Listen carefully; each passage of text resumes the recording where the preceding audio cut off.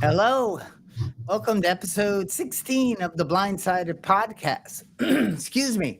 Today, we're going to talk about, life kind of hitting us hard and how we fall into the I can't tolerate, I can't deal. And we're just going to unpack this and take a different look at this. And, our troubles, we think of our own making.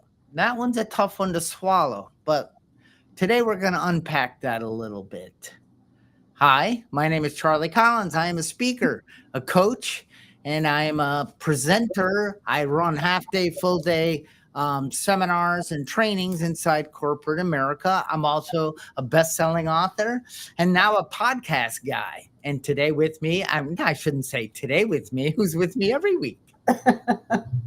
Hi, Charlie. Thanks for the intro. My name is Brenda, and I'm the founder of timefor10.com.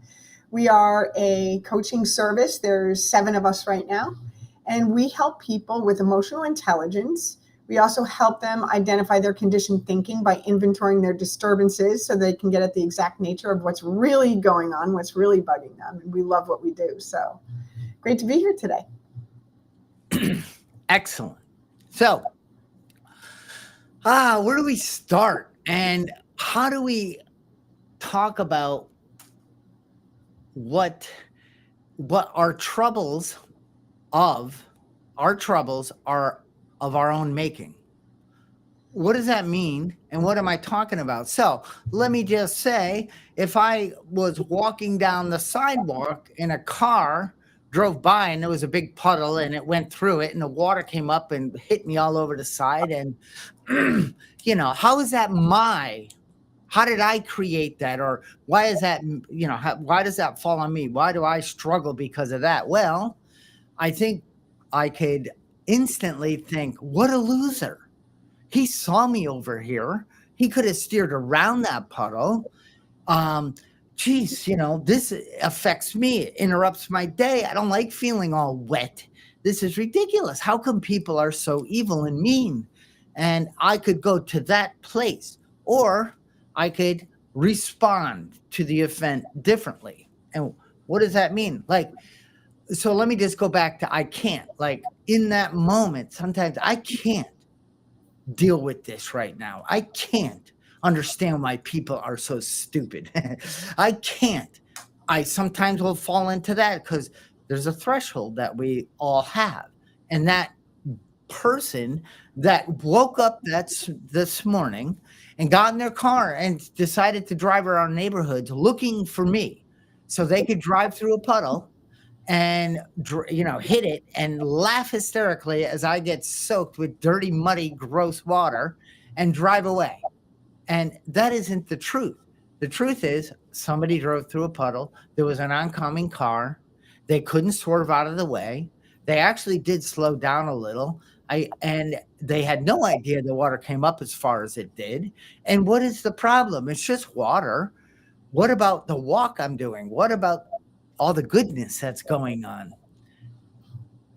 Charlie, you're telling this story. And as you're telling the story, what's really coming into my awareness is how often we have to tell ourselves a story about something that's going on, especially if we have an emotion tied to it. Like, you're really inconvenienced in that moment that you get hit with water because the car ran over the puddle. You're really inconvenienced. That's really all that's happening. You're inconvenienced because you're wet. Did you get hurt? No. Is it the end of the world? No. What's the worst that can happen in this moment? The worst that can happen in this moment is you have to go home and change and maybe shower. Big deal. But we build a whole story around the event based on what? Based on our conditioned thinking, based on our past experiences, based on our need to be in the Ain't It Awful Club. And we've been talking about the Ain't It Awful Club for a while. Look what's happened to me again. I can't believe I'm starting my day this way. It's all of that stuff, the story we tell ourselves about events that go on. So, but let's bring it back to, I hear you and I understand you, and I've experienced that. Like, no big deal. It happened. It's not, I don't take it personal. I know the person didn't wake up to do that. I know it's not about me anyway. I know it just happened. And I don't mind walking with a little wet clothes because I made a decision to go on a walk. But here's the deal, Brenda. We think, right? Then we choose, then we behave, we take an action. Then we create an event, and I mean, an experience. We create an outcome for ourselves. And because then we move into an emotion, right? We have a feeling. So I think it's time to go on a walk. And I'm going to take the puddle out. It's time to go on a walk. Do I go now? Do I go at 4 p.m. or 7 p.m. tonight? I think I'm going to go at 4 p.m. So I made a choice. Then I took an action. I walked out the door with the dog, of course. And now I am walking and I'm enjoying my walk. Things are great. Everything's moving. And the dog is sniffing and he's having a blast. So now, what is my experience? I'm breathing in fresh air. The sun is hitting me. I'm getting vitamin D. I'm listening to the birds. I could hear the kids playing in the neighborhoods, and I'm just present. Like, this rocks. Now, then I come home, and how do I feel? Well, I think a little dopamine has been released. I feel good about thinking, choosing, following through, not fighting the thought, actually following through on it. I'm feeling good about myself. My dog is thrilled. And it's like, wow, life best lived is life by design. But what, Charlie? so that is great. We have like conditioned. That is a habit of mine because each day we wake up, we bring 90% of yesterday in. How do I know that? Well, from my life experience, but science now, they can actually hook up. Did you know a thought is an electrical connection? They can see the synapse in the brain. When you think positive, it shows. When you think negative, it shows. They both release because it wires. What fires together wires together. So we wake up, we might bring 90% of yesterday's bills, yesterday's struggle, yesterday's the baggage, and unconsciously we're going through the day, right? So if I'm in that space walking along and a car hits me and I'm not in what I just explained, I'm just doing a walk, I'm not really thinking about it. I'm thinking about, I got to get home, I got to do this, I got to get this. I'm never really that present. And then that happens, it's going to spike me and I'm going to get mad. Yeah, absolutely. Because it's interrupting your routine. And your routine, what I've come to learn in my own life is my routine is a form of control. And when I feel in control of my routine and my day-to-day activities, what do I then feel? I feel safe. I feel happy. I know what's coming, right? For me, it's all about control. And this interrupted your day-to-day routine. So what can we do about that? What could we do? Wear rain suits. In anticipation of what may come. That's not going to work. We could never walk after rain when there's puddles on the road. Nope. Try again. We could bring BB guns. Just kidding. We could stop focusing on what could happen and get back to being present, enjoying. And if something bad, because I don't see a lot of things as bad or good, it just is, happens, just roll with it. Don't take it personal. Don't think it's the end of the world and poor me. Absolutely. And not just don't roll with it, but we have the ability, and most people don't pause, and that's why they don't realize they have this ability.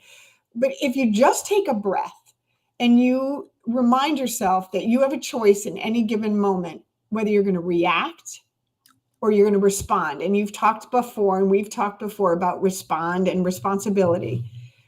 Are you going to react or are you going to respond? And if you take that moment to pause, you can respond to the situation, kind of play the tape through, see that it's not that big of a deal that you got hit by water while you're on your walk because someone drove through a puddle, not tell a story about it, And you could even just remain in the present moment and continue on with your walk and enjoy it. And enjoy it. It does not have to affect the rest of your day or the rest of your walk. It really doesn't. Or anybody else. Yeah, or anybody else's. And you said something when you were talking about the cycle that we go to, and you said the word think. And that's where we have to take the pause. The minute we start thinking up here in that box that I talk about, which is so limiting, the minute we start thinking, that's when we need to stop and say, is what I'm thinking even true? Is this true? Is this that big of a deal? Am I in the present moment? Do you see where I'm going with that? Oh, yeah. Yeah. So there's, for me, there's 3 terms. There's life on my terms, right? Stop giggling. I think you could relate on Brenda's terms. So life on my terms. Oh, I mean, not easy. That means I got to arrange the lights, the ballet. That means I got to direct the people in at the store. I am in charge of everybody and everything around me operating in a certain way so I feel good about the day. Ooh, that's a tough one. So I tried it and I get a bit resentful. I start blaming, complaining, rationalize, justifying, making excuses why I'm falling into the victim mindset, and life starts to suck. So maybe my terms aren't the best one. Then life on life's terms, a little better, for me. I mean, I get it, but I don't want life, because what's in life? Life is other people, other situations, other drivers, other dogs that maybe bark when they walk by my house or pee on my fence. But so that's life on life terms, and I can work with that a little more. But then there's a third one that I strive to be in, and that's life on God's terms, or let's call it life on universe terms, life on infinite intelligent terms, where that walk and that puddle turns into nothing but continue to maybe even laugh. That was hilarious.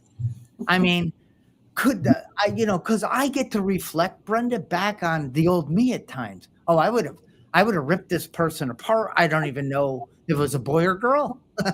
I would have told everybody I could possibly about the loser that woke up in the morning to do this to me. I would have told how it started out like part of my left side. By the 4th person, I was soaked head to toe. I would have advanced the story to make me look like the poor little soul, the blind guy going out for a walk. And this mean, that, then I could laugh at myself and say, there, but for the grace of God, I was. Yeah. Yeah. I love that. I love, the life on my terms. When I'm doing life on my terms, I'm completely functioning in my mind. And I already know, you said something at the beginning of the podcast, my problems are of my own making.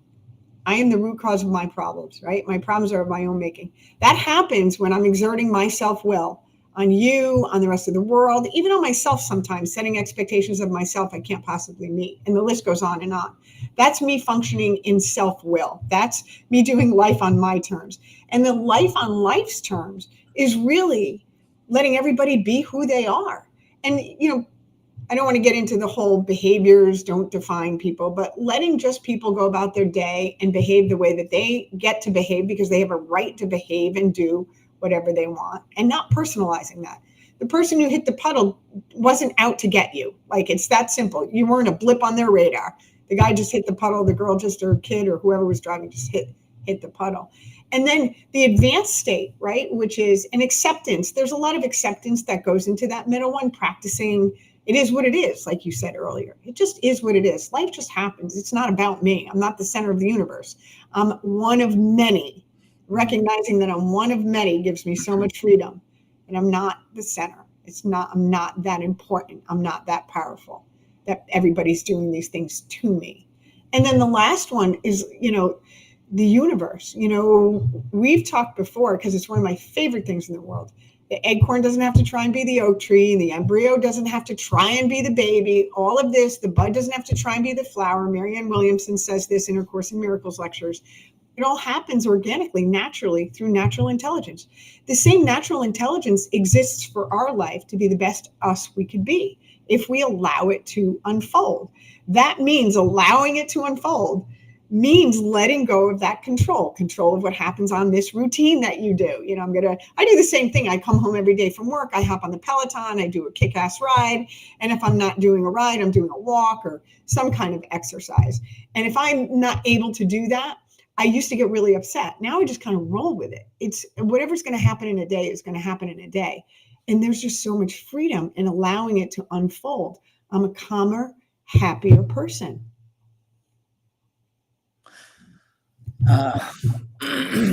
Wow. Yes. And people, thank you for watching, coming, and you're here. And some of us, I know my old me, I didn't like when I couldn't get my heel in my shoe. I might lose it a little bit, like, my threshold back before I started doing this work and becoming aware and awake to my thinking, my stress level, my anxiety, how I would blame. And I'm like, gosh, is it really this shoes manufacturing process that sucks, or is it that I won't untie it? It's not me. It's never my fault. And then it's not about fault. It's about, is this working? Is it true? No. And then I started I could giggle at myself more and more. I get to make mistakes. I get to be wrong. Whoa! I get to not know. I love it.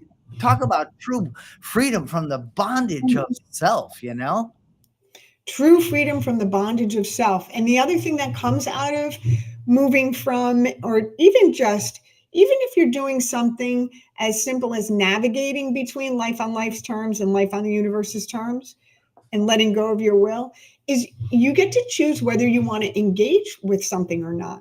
Like, you can let other people be right, even if you don't agree with them. You could just say, okay, because it's not worth the energy to get in that battle of who's right and who's not. Okay. You can just let go and actually really be okay with that and not be ruminating about it later. It's like you get to skip over the whole drama piece that happens between people and circumstances and people if you choose to. You get that choice. I love what you just said. I like to say, because I still self-seek a bit, and I might say when that person sharing something that's wrong. And you know what, Brenda, most of the time, it's not right or wrong. It's just their opinion. It's right for them. Yeah. And I don't like it. So I might say, you're probably right. Or, that's an interesting way to look at it. It's wrong. I'm saying after, in my own head, it's wrong. I'm right. You're wrong. No, I'm just kidding. And truly, I'm becoming like okay with, that. Like, that is an interesting way to look at it. In my little paradigm, I didn't see outside it. And you just helped me see a little more. Thank you. It's okay. I don't know if it's right or wrong. It doesn't really matter. Exactly, Charlie. And because we could only take in information and, translate it based on our own experience. How limiting is that? My own experience, one person out of 8 billion on the planet, my own experience is how I'm interpreting information and translating it. So what may feel or be wrong in my mind or heart is maybe 100% right for the other person based on their experience. I don't know what their experience is. It may be 100% right for them. So instead of focusing on right and wrong, that's that black and white thinking. I just did a really nice video on our YouTube channel at timeforattend.com on black and white thinking. If I let go of the black and white thinking and I get curious about the other person's perspective, I'm going to learn something. And until I allow that to happen, investigate the other person's perspective, I can't say if it's right or wrong. I have no idea. Oh, so you don't have built-in AI fact checking going on all the time? Nope. I don't want that either. I don't need to know the absoluteness. It's like, whatever. But anyway, so the other day, I I went above my threshold. And and what I mean is just visualize like a bar, the life's journey. We're either growing. Which way is my hand going? Maybe this way. It doesn't Does matter. that look like I'm going right to you? We do a dance. So anyway, so just visualize a line that starts low and it doesn't have to be a sharp, like a plane taking off, just a gentle incline. That's life, like constant, never ending improvement. We've got to stay because life's happening. Things are always percolating and going on. And when we lose, when the human condition loses sight of, I got to stay on top of things. I got to I got to be emotionally aware of my thinking. I got to see what feelings go. I mean, it takes work let alone to be in a relationship and married. It takes work just to be happy with self. And if once we drop below that, because that's going to continue no matter what. And when I drop below that, I watch out, because now my radar's out. I'm looking to assign blame. I'm looking to complain. I'm looking to see who's at fault, because it can't be me, and that's scary. And the thing when life hits us hard, between death, car accident, extra bills, air conditioners breaking, unplanned things. Again, we have this system that we live on a daily basis. And then when things present themselves that weren't in the plan or in the normal day-to-day habitual / unconscious way of living, and then if that gets presented, I got to work on that. I've got to take a look at that. I've got to, find, for me, it was recently, Brenda, my mom passed away. Mm. And it was devastating. And it was, it's hard to say, but she's at peace. She was suffering. I miss her terribly, but it wasn't easy. We have a big family, 4 sisters, a brother, my dad, and a lot of cousins. And oh my gosh, she had 13 grandchildren, 1 great grandkid. And, so I have that. Then last week, my cousin passed away at 62 years old. It's like life. I've had enough. And I was riding my scooter the other day. I have a scooter. It's a stand-up one. It's electric. And I zip around on it. And I was riding along at 26 miles an hour. The speed limit is 25. I saw a car come up pretty abruptly up to my tail. So I gently moved out right near the double yellow line, because I'm not breaking the law. I'm not speeding for you, and I'm not getting out of your way. I have every right to do this as you do, to be on this road. I pay taxes. So when I'm running that story, something's going on. And so, man, I kept looking in the mirror like, don't try, because if he tried to pull out and pass me, I would have nailed it and made it harder on him. And nailed it on my electric scooter means, 40-something miles an hour. Woohoo! But anyway, and as I came to my house and I pulled in the driveway, he slowed down and hollered, "Stay off the road!" And I clicked. All right, my teeth. I yelled something I'm not proud of, and I spun my scooter around. I was in the fastest gear, and I got into a tucked position. I chased at him. Full speed down. I was speeding down the road. I was fuming. I was not in control anymore. Something triggered in me. And I'm glad I didn't catch him. I mean, this is scary. I was actually like, okay. And then getting closer. He's at a stop sign. He goes. I didn't even stop. I just went flying through to catch this guy. And then I let go. I let go of the throttle. What am I doing? I could hurt somebody. Yeah. I mean, this guy could have a gun. He obviously has problems to yell at some poor old man on a scooter. But it was me who really took it. That guy was taken off because he saw a maniac coming after him. Yeah. And I came back home, and Molly heard me. She's like, who are you yelling at? I'm like, that loser. So I hadn't completely come down. But then I noticed, like, I went to open the door and I'm like, come on. I realized that my threshold, I'm bound, you know what I mean? Brenda, I'm not spiritually fit. I've got some more work to do. And I recognized it yesterday and I said to Molly, oh, I'm getting mad easy. I'm maybe a little difficult on you. I know I'm difficult on me.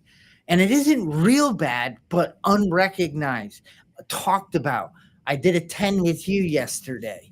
And I needed to talk things out because I was starting to get more tunnel vision and only see I was starting to feel like I was a victim, like people were out to get me, and that's a lie. Yeah. Charlie, this is exactly the kind of thing that we work through with our coaching service on Time for a 10 is when people have we work through all kinds of things, but we get a lot of calls from people that have an acute moment, like you're explaining, where they were so triggered in that moment, they didn't recognize themselves. Just like you were saying, I didn't recognize who I was. I was acting like a maniac. What if, how could I have done this? I put myself at risk. I could have, what if he had a gun, right? None of those things came into your awareness. And when you said, I have more work to do, I want to challenge that a little bit. When you have things like death, and you've had two significant deaths in the last month happen in your family, when you're faced with that kind of grief, that's a traumatic experience. And trauma, the best description of trauma that I've ever heard, Dr. Mitchell Saskin, he's a professor of mine at Columbia, he said, trauma is temporary separation from spirit. That's what happens when we experience trauma. And that creates an energy in our body that if we don't allow it to express and release, will come out in other ways. And it won't take much for that to get triggered, for you to get activated, that amygdala to get activated because you're afraid. When we lose people, there's such a sense of powerlessness in the loss. They're gone. One day they're here and the next day they're gone. And you will never see them again. And that's a horrifically traumatic experience. And experiencing the grief takes a period of time. And until that grief is experienced and released, we are prone to having episodes like the one that you had. And it's I don't want to minimize it, but it is normal to have that kind of overreaction to somebody not behaving on the road when you're dealing with grief. So the first thing that I want to say about that is self-compassion, is to be self-compassionate with yourself and understand that this is the position that you're in right now, that you're experiencing grief, and you're not going to be your normal, bubbly, patient, tolerant, kind, and loving person that you normally are, because you have this grief energy in you that's trying to express its way out. And to be patient and tolerant with yourself while you go through that. Now that you know that you're in this place, you'll be able to pause and say, oh, wait a minute, what's really going on here? Is it the guy who's not behaving on the road? Why am I even paying attention to him? Is it him, or is it something else going on inside of me? And instead of reacting like you did the other day, you'll do a 10. You'll do a 10, or you'll call a coach, or you'll work through it and not end up having the experience that you had. And then, a lot of times those experiences will last a whole day. We'll take it out on the people around us. And that's exactly what you did. When you got back from that scooter ride, you got on the phone and you worked it out with a coach. Good job, Charlie. Oh, thank you. You're welcome. Well, Brenda, too, then I started thinking, how do I know that guy needed to get around me because his child was at a play date and it was sick or got hurt on the playground, or I don't know the story. I don't need to assign that he's just in a state like me, like he's reacted and he wants to run me off the road. I have no idea. Maybe his wife was in the passenger and she was delivering. I don't know what was going on because I was only thinking of me. Right. Until afterwards when I got below that, and you said that, I love that. Isn't that what a spiritual malady is? It's really trauma. Yes, it's exactly what it is. Disconnect from our higher self. I had no connection to that on the scooter. Right. When Dr. Saskin said that, it was at the summer intensive last year. Literally burst into tears. That is the answer I've been looking for my entire life. That perfectly describes how I feel or how I felt when I experienced trauma. And so it's a matter of reconnecting to your spirit by allowing that energy to express itself, which is another way of saying, feel it, feel it. And just, I mean, we're all born with that. I mean, it's undeniable that that universal, that spirit connection is a part of who we are, no matter what. And I know for me, it was blocked by many things, and it was mostly life on Charlie's terms wasn't allowing me to access that spirit within me, that reasoning, that wisdom, that thing that allows me to pause and reflect and say, is this true? Is this working for me? Do I want to continue down this path? No. Can I do something different? Can I ask for help? Yes. And it's like, I didn't have that. No. That isn't rocket science. That's spirit coming to and saying, let's work on this. And actually, you need to work on it with a coach or do something else. I mean, the best of the best have coaches. Yeah, absolutely. Because we've talked about it 100 times. A conditioned mind can't fix a conditioned mind. You can't fix you. It's a collaboration. So you get different insights. And you get to work with people who have experienced the same thing and have gotten to the other side of it. And you could teach them as well. It's a collaboration. So Charlie, there's quite a few comments coming in. I'm going to read a few of them. Please do it. So I want to say hi to everybody that's in the chat, and thank you for putting your comments in. We love to read them. So several people are saying good morning to all of you. Life on our higher powers terms from Trish. Cassidy says, there, but for the grace of God, go I. And grief energy. I hadn't thought of this. Pause. I need to do this more often. Yeah, grief is a form of energy. All feeling is a form of energy, which is really important to know. And you can move it out of your body by learning some simple exercises to do that. Amelia says, good morning. Carrie says, good morning. Hi, Carrie. Trish, hello. Cassidy. Okay. Thanks for being here, guys. Yeah, that's awesome. And in the thumbnail of our event today, whatever this is, the podcast, I put I can't versus I won't. And I just want to put this towards I can't is what happened on the scooter. Like I can't deal with, I couldn't see outside of, and something happened. And the old me would, I won't deal with this. I won't resolve this. I will hold on to this and I will share it with the community of the world. Anyone that will listen to me, what this guy did, the puddle person or the guy that tailgated an old man on a scooter. I will share and I will amplify the story, making me look like the victim in this situation when I had full responsibility of my part in this. So this I can't versus I won't moves into I will take the time to take a look at this. I will pause. I will reflect. I will ask for help. I will notice that I have a part in this, or that it isn't always outside of me. Maybe my troubles are of my own making. I don't like that, but I do the more I live free. Yeah. Our troubles are of our own making as a result of our thinking.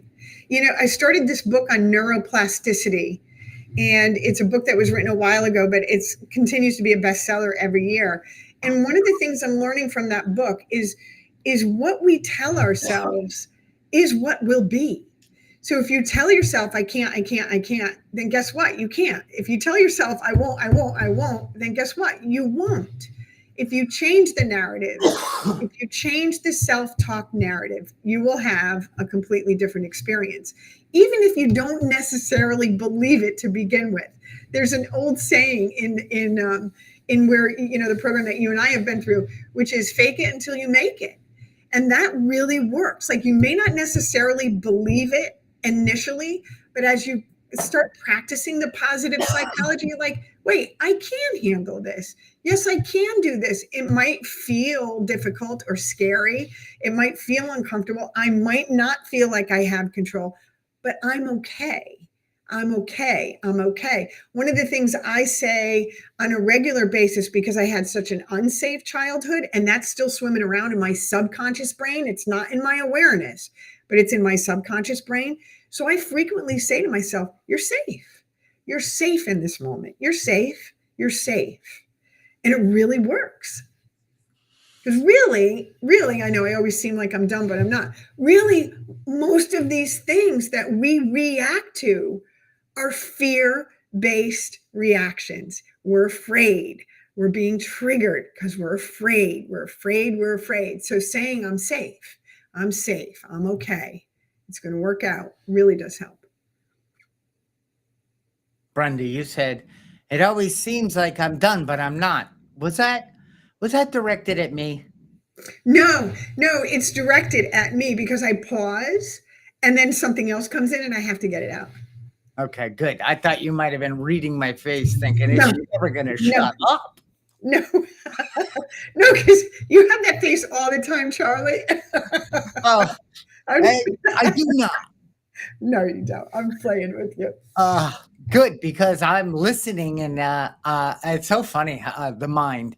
So and I used to, in my events, I would say, name three things you can't do. And Henry Ford is, if you believe you can or can't, you're right. It's that simple. But so I would say, I give examples. I can't get to the bottom of my inbox. I can't seem to stay working out 3 days a week.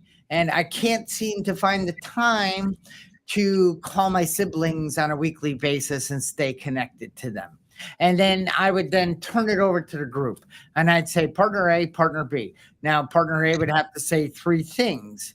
Do you have three things that you seem to struggle, like I can't get to, I can't complete or something, Brenda? Oh, absolutely. So the first thing is I insist on having an hour sitting in front of the TV at night with a snack before I go to bed. And the kind of snacking that I'm doing is not healthy snacking. And I'm bothered by that.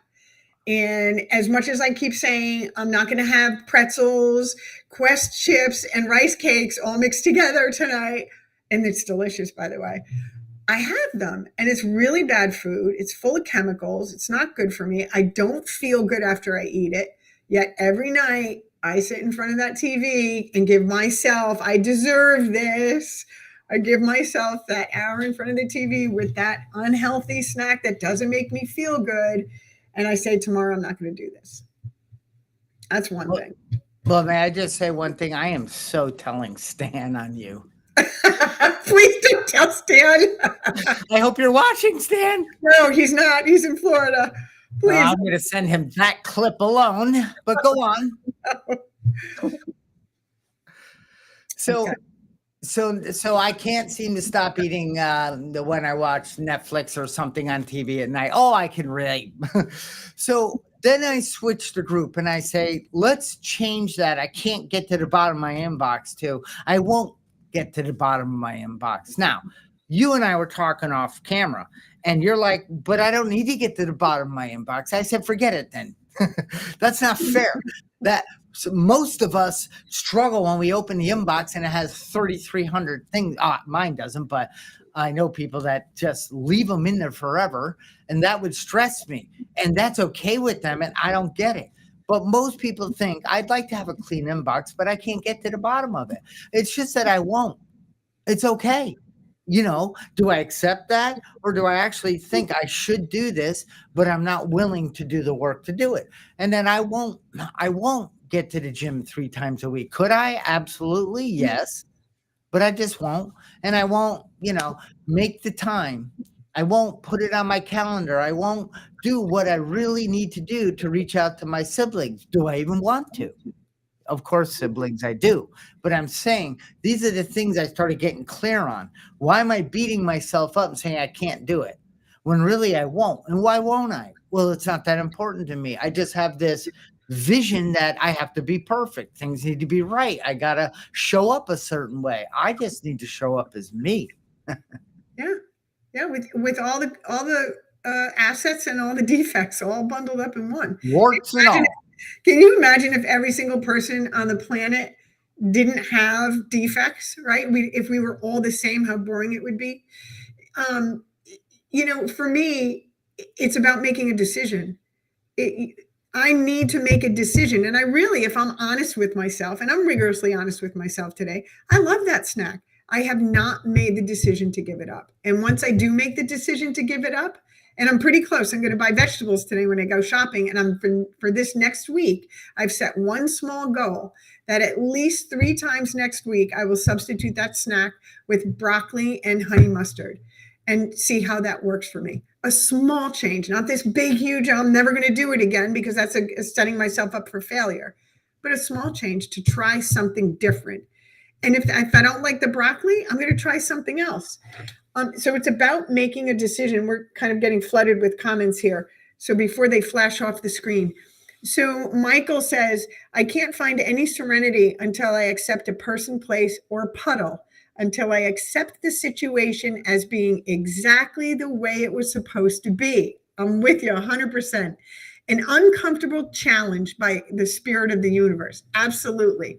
That's why I always preach about curiosity. Be curious when you're uncomfortable with something. My negative reactions are mostly ego-based. Whoop, whoop. Spot on. Our troubles are of our own making because of our thinking. Trish is saying that's powerful. And that it reminds her of William O'Neill of Investors Business Daily, always saying, how you think is everything.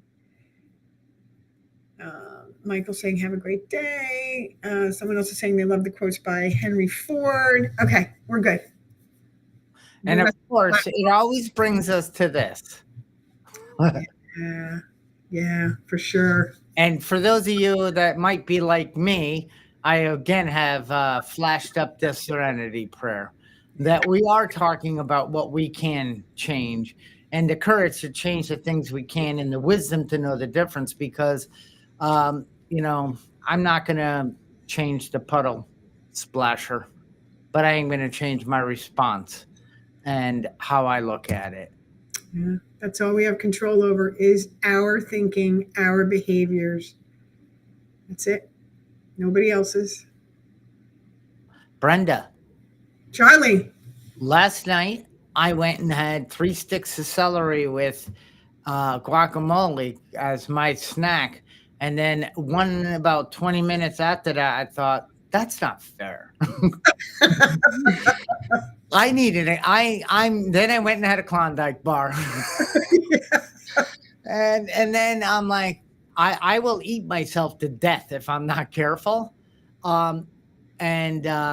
So I think you and I might be setting up some accountability for our nightly I would love an accountability buddy on this. And I want to say one thing about that thinking. If I really stop and think about the thinking, right? Metacognition, we're going to think about the thinking. Yeah. My thinking says and this is what I say, I deserve this. I worked hard all day. I had clients tonight. I did stuff for my kids. Whatever it is I did, I will make a list of all the things that I did to be of service, or because I had to, like work, right? And I will use that as justification for doing something that I know is not good for me. And I call it, I deserve this. Think about that thinking. Doesn't make any sense when I think about that thinking. I know. So yesterday morning, we'll round this up here, but yesterday morning I got up early. I did all my morning pre-flight. I did some meditation, some affirmations, some prayer. I connected. I did all this, and then I went into a sales meeting. I'm consulting for a company. I went in for a good hour or more, and then I had a really good call with to pitch a couple ideas with some business, and then I went into a mental health summit. And I was one of the speakers. I spoke to 692 people through through Zoom, but they were there. And I got to do a presentation and help inspire and empower people. Then I went into a virtual room for the Thriving Blind Academy, which I'm a co-founder of, and people were all coming in and asking questions and saying how my presentation helped them. And it's all great. I was glad to be there, and then it ended at 4:00, and so you damn well better believe I deserve the Klondike bar. Look at all you the back rub. I mean, but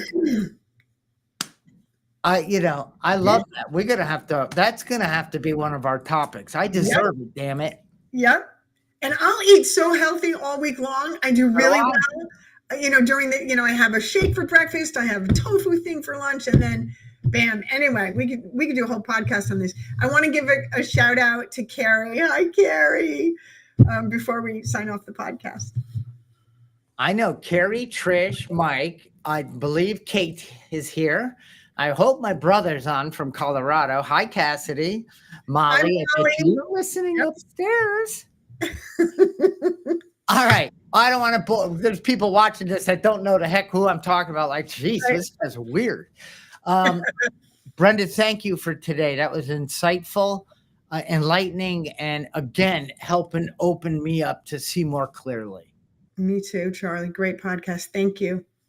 Bye, everybody. Bye, everyone. See you next Saturday or sooner.